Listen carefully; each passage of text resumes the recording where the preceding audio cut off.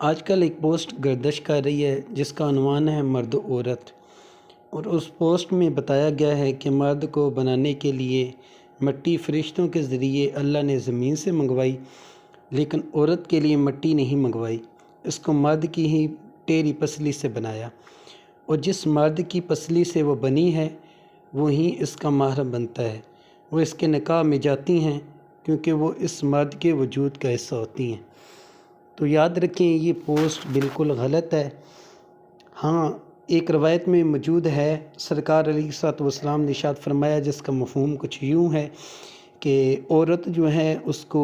مرد کی ٹیڑھی پسلی سے پیدا کیا گیا ہے، تو اس کو سیدھا کرنے کی کوشش کرو گے تو یہ ٹوٹ جائے گی، تو ٹوٹنے سے مراد جو ہے وہ طلاق ہے۔ اور یہاں پر فیض القدیر کے اندر بتایا گیا ہے